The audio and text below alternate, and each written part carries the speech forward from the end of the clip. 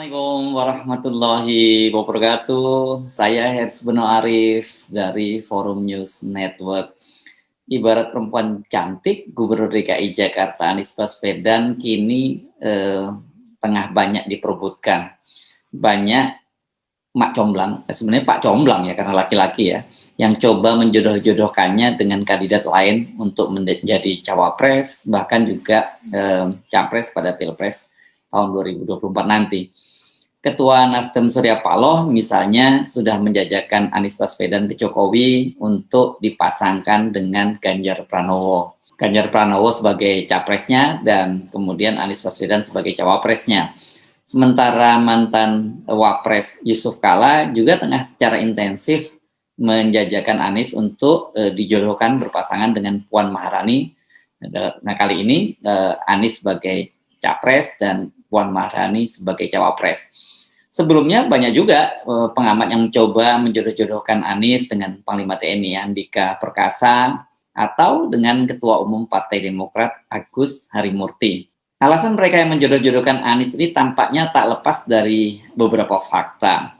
Ini pertama adalah elektabilitas Anies yang selalu berada dalam jajaran teratas para kandidat yang tengah dilus-lus oleh bakal menjadi capres ya. Bahkan terakhir ini Kompas membuat survei di media sosial menyebutkan bahwa posisi Anies itu teratas dengan sentimen positif dan negatif yang cukup berimbang. Yang kedua, ini alasannya adalah basis representasi. Apa boleh buat, Anies itu sampai sejauh ini tetap diposisikan sebagai representasi umat Islam, representasi kanan gitu ya. Karena itu dia perlu dipasangkan dengan mereka yang diposisikan merepresentasikan kalangan nasionalis. Dalam soal representasi ini masuk juga kriteria Jawa, non-Jawa, bahkan dalam kasus Andika atau Agus Harimurti itu juga dimasukkan representasi atau basis representasi sipil dengan militer.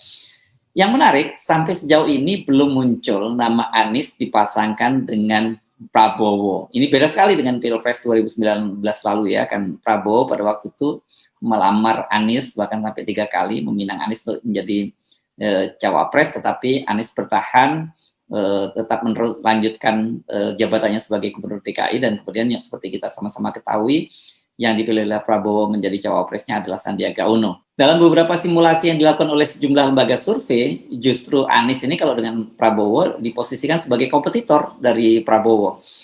Dan yang menarik, Anies ini lebih unggul kalau dipasang-pasangkan berhadapan dengan Prabowo. Sudah sejak lama sesungguhnya Anies ini diposisikan sebagai kandidat penantang dari kalangan oposisi dan umat Islam. Itu dua image yang melekat kuat pada diri Anies. Sebagai Gubernur DKI Jakarta, Anies itu dihadapkan face to face dengan rezim pemerintahan Jokowi. Jadi dia dianggap sebagai matahari kembar bersama dengan Jokowi. Kondisi ini tampaknya merupakan residu dari Pilkada DKI tahun 2017 yang kemudian berlanjut pada Pilpres 2019. Posisi itu tidak juga berubah setelah Prabowo dan Sandiaga Uno masuk dalam kabinet Jokowi. Yang terjadi sebaliknya malah perkubuan itu semakin mengental dan dukungan kelompok oposisi dan umat Islam terhadap Anies Baswedan juga semakin militan. Posisi Anies ini kalau kita lihat ke belakang sesungguhnya sangat unik ya. Tadi mengingat latar belakang Anies yang sebelumnya kan dia pernah menjadi tim sukses, bahkan dia menjadi juru bicara Jokowi pada Pilpres 2014. Anies bahkan kemudian diganjar Jokowi dengan menjadi Menteri Pendidikan dan Kebudayaan pada periode pemerintahan pertama Jokowi. Hanya saja jabatan itu tidak bertahan terlalu lama. Anies di-reshuffle di tengah jalan dan ketika hanya baru nganggur beberapa bulan terjadi Pilkada DKI 2017, tiba-tiba saja dia kemudian dipasangkan dengan Sandiaga Uno berhadapan dengan pasangan yang diusung oleh PDIP dan Jokowi, yakni Ahok dan Jarot. Ada calon lain yakni Agus Harimurti dengan Silviana Murni. Tetapi perkubuan itu yang sangat kelihatan adalah Anies Sandi berhadapan dengan Ahok Jarot. Karena itu sangat menarik ketika kemudian tiba-tiba saja Surya Paloh membawa nama Anies ke Jokowi untuk dipasangkan dengan Ganjar Pranowo. Itu pertemuan berlangsung tanggal 24 Mei lalu. Tetapi Surya Paloh menolak, membenarkan bahwa dia menyodorkan nama Anies berpasangan dengan Ganjar sebagai cawapresnya Ganjar. Tetapi soal ini dibenarkan oleh petinggi Nasdem yang dikenal sebagai orang dekat dari Surya Paloh, yakni Sugeng Suparwoto. Ini Ketua Komisi 7 di DPR RI, yang dia menyatakan bahwa sampai saat ini mereka punya sejumlah opsi, tapi pasangan Ganjar Pranowo dengan Anies ini adalah menurut dia opsi yang terbaik. Nah, begitu juga dengan langkah kuda dari Yusuf Kala, dia menyodorkan nama Anies untuk berpasangan dengan Puan Maharani. Jadi kalau dalam hal ini Anies di sini menjadi capres dan Puan Maharani sebagai cawapres. Dua-duanya punya alasan yang sama untuk mengakhiri pembelahan yang terjadi di masyarakat kita. Itu alasan yang muncul ke permukaan. Di luar itu pasti ada kalkulasi-kalkulasi lain yang tidak dikemukakan. Namun sesungguhnya kita sebenarnya bisa menduga-duga. Satu hal yang hampir dapat saya pastikan, kalkulasi kepentingan itu baik secara politis maupun ekonomis menjadi faktor yang lebih dominan dibandingkan alasan-alasan etis yang terdengar sangat mulia tadi ya soal pembelahan. Karena kalau mau jujur, ini banyak loh politisi sebenarnya yang mengeruk keuntungan dari pembelahan ini. Ini bukan baik dari politisi atau partai-partai politik yang berada di kiri maupun di kanan. Mereka sebenarnya kalau kemudian pembelahan ini bisa terus menjadi status quo, mereka tetap diuntungkan gitu. Tapi soal ini nantilah kita bahas di kesempatan lain ya. Mari kita bahas peluang-peluang kemungkinan terjadinya koalisi dan memasang cawapres tersebut. Basis analisis kita tetap menggunakan asumsi bahwa presidensial threshold 20% itu akan tetap diberlakukan. Dengan komposisi partai di parlemen, ini total suaranya dan basis perolehan suaranya ya, itu kan total kursi di parlemen itu sekarang 575 kursi. Ya, nah, maka ini kita bisa berhitung maksimal akan muncul 3 pasang calon.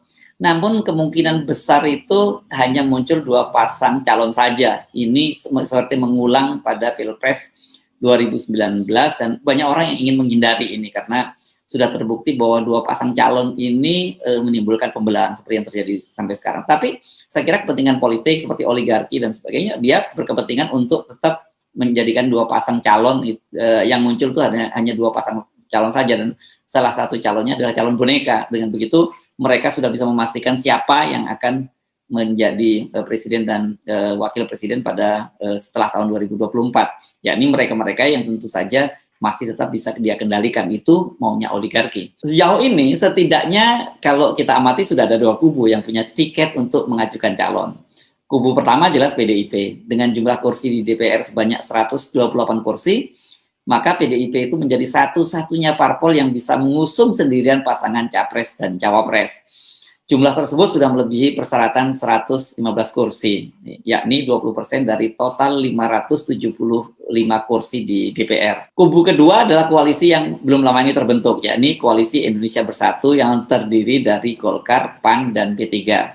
Total jumlah kursi mereka ini 148 kursi, terdiri dari Golkar 85 kursi, PAN 44 kursi, dan P3 19 kursi. Di luar itu masih ada partai-partai lain yang tampaknya sekarang ini tengah menjajaki koalisi. Nasdem kan punya 59 kursi, PKB 58 kursi, Demokrat 54 kursi, PKS 50 kursi, dan Gerindra 78 kursi. Partai-partai lain tadi, kecuali Gerindra, ya saya kira itu mereka kalau mau berkoalisi minimal harus 3 partai. Sementara kalau Gerindra dia cukup memilih salah satu partai dengan 78 kursi ini. Dia bisa memilih PKS, bisa memilih Demokrat, PKB, atau Nasdem.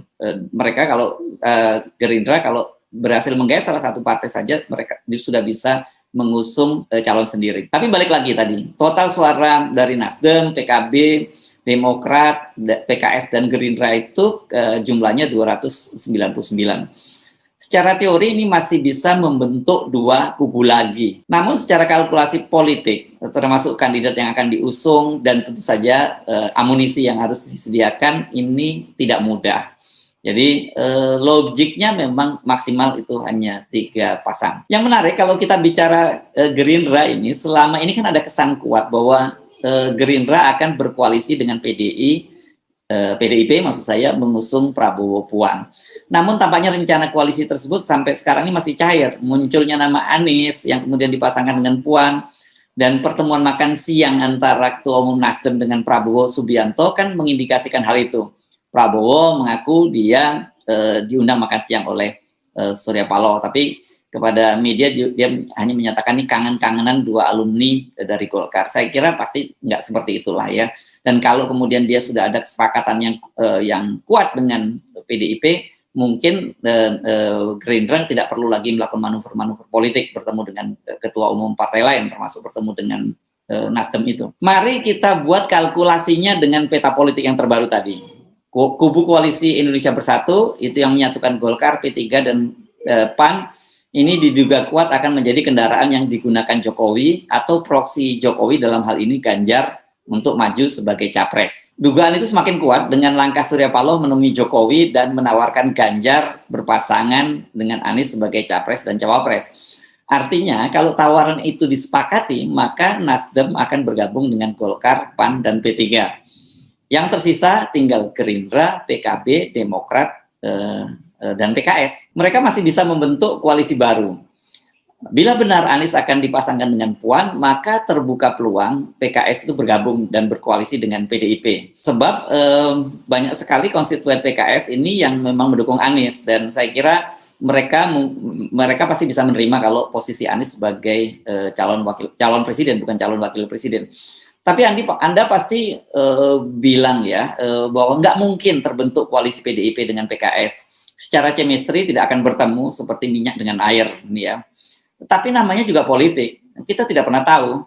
Yang jelas kalau Anda perhatikan di daerah, di level daerah banyak terjadi loh PKS berkoalisi dengan PDIP itu mengusung kepala daerah. Mereka berkoalisi. Dengan begitu kalau terwujud koalisi PDIP dengan PKS, yang tersisa tinggal Gerindra, Demokrat, dan PKB. Kalau koalisi ini terbentuk, siapa yang jadi capres dan cawapres? Posisi Prabowo pasti tidak bisa ditawar-tawar. Tidak mungkin dia menjadi cawapres dari Agus Harimurti ataupun Muhaimin. Ini kan Muhaimin selalu berkali-kali menyatakan bahwa dia siap bergabung dengan Koalisi Indonesia Bersatu atau koalisi lain, untuk koalisi lain selama dia menjadi cawapresnya. Saya kira ini hanya call tinggi saja dari Caimin ya. Sebaliknya antara Muhaimin dengan Agus Harimurti pasti juga sangat sulit untuk saling mengalah ya, kalau kemudian misalnya yang menjadi cawapres dari Prabowo itu Muhaimin dan kemudian atau sebaliknya Agus Harimurti yang menjadi cawapres. Perlu juga dicatat bahwa dengan kasus hukum yang membelit Caimin ini, dia saya kira dengan mudah di blackmail dan dipaksa oleh Jokowi untuk bergabung dalam koalisi Indonesia Bersatu. Kalau PKB akhirnya bergabung dengan Golkar, PAN, P3 dan Nasdem itu, maka yang tersisa itu tinggal Gerindra dengan Demokrat. Jumlah kursi mereka mencukupi. Gerindra punya 78 kursi, Demokrat 54 kursi, jadi total 132 kursi. Hanya masalahnya pasangan Prabowo AHY ini apakah bisa menarik pemilih, dan yang lebih penting lagi menarik investor politik. Sementara bila Gerindra memutuskan tetap berkoalisi dengan PDIP dengan mengusung Prabowo Puan, maka peluang Anies Puan itu menjadi buyar. Jadi tinggal peluang Anies menjadi cawapresnya Ganjar itu sekali lagi kalau kita membaca peta hari ini. Jadi sesungguhnya manuver para ketua umum partai dan elit politik saling bertemu, kemudian menjajakan para calon-calonnya, mencoba memasang-masangkan ini, menunjukkan kepada kita bahwa peta koalisi saat ini masih sangat cair. Gagasan untuk menjodoh-jodohkan para kandidat dengan basis representasi yang diharapkan bisa menyatukan bangsa yang terbelah ini, saya kira patut dihargai ya. Namun harus diakui itu tidak semudah membalik tangan. Perjodohan Ganjar Anies belum sudah mendapat respon negatif dari kedua kubu pendukung. Ini sekali lagi mengkonfirmasi adanya pembelahan yang luar biasa di tengah masyarakat kita. Begitu juga halnya perjodohan antara Anies dengan Puan. Khusus untuk pasangan Ganjar Anies, apakah Anies bersedia nih menjadi orang nomor 2? Mengingat pamor Anies ini jauh lebih mencorong dibandingkan dengan Ganjar. Atau mungkin pilihannya Anies kalau dia tetap dipasangkan sebagai nomor 2 akan seperti pada Pilpres 2019. Dia memilih berlaga lagi menjadi Gubernur DKI Jakarta dan melanjutkan program pembangunan yang belum dia selesaikan. Satu hal lagi yang harus kita hitung itu, nah menurut saya ini nggak boleh Anda abaikan sebagai kalkulasi, yakni faktor kepentingan dari oligarki. yang apa boleh buat punya peranan besar menentukan siapa yang menjadi kandidat yang menurut mereka akan favorable buat kepentingan bisnis dan politik mereka. Saya Hersbunu Arif dari Forum News Network. Sampai jumpa lagi. Wassalamualaikum warahmatullahi wabarakatuh.